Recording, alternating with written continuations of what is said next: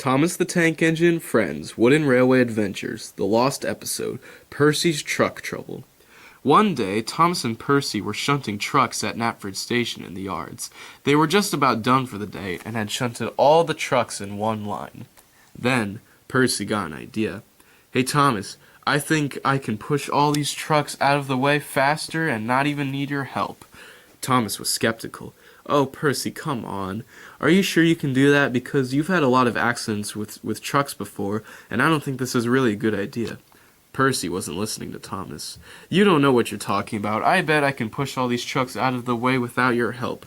Thomas tried once again to convince Percy to stop, but Percy took no notice and coupled up to the trucks, ready for them to be shunted.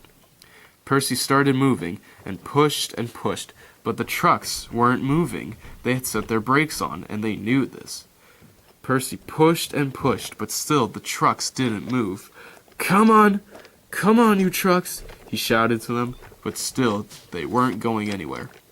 Then one of the trucks shouted, "Now!" and let off their brakes, causing Percy to speed off. He was rocketing down the line, and he couldn't stop. He was out of control. "Help! Help!" he shouted, but he couldn't stop. Meanwhile, down the track, Flying Scotsman was pulling the express, and he had to wait for George the steamroller to cross over the Hatch Street crossing. Flying Scotsman had just come in from the mainland and was on a visit to Sodor, and he had to drop off passengers, but was stopped by George and had to wait for him to cross.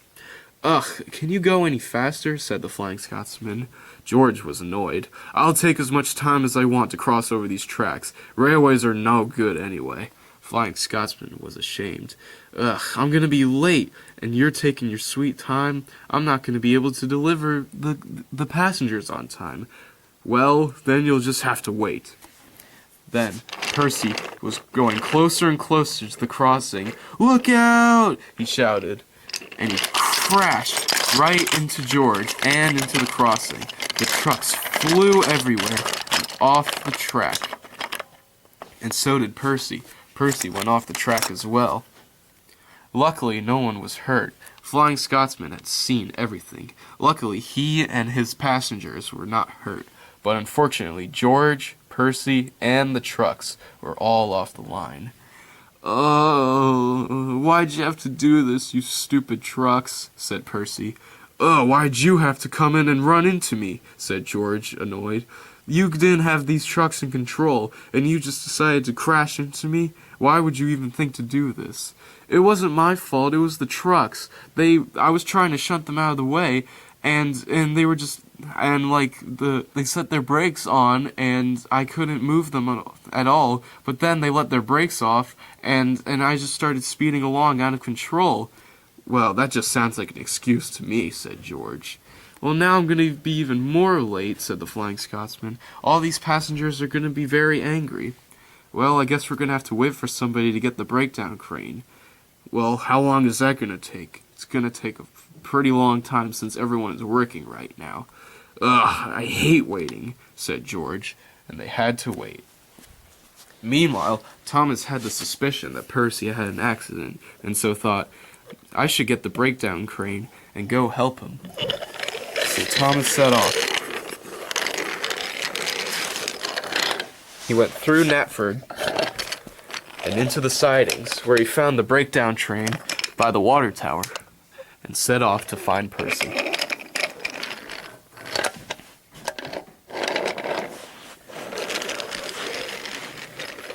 It didn't take Thomas long to find the accident. "What happened here?" said Thomas sarcastically. "Oh, Thomas, I already know what happened.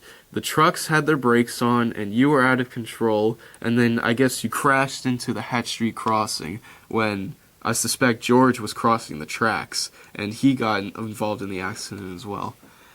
"Yeah, how'd you know that?" Lucky guess," said Thomas. "But anyways, I'll have to get you guys back onto the tracks," said Thomas, and so started to help.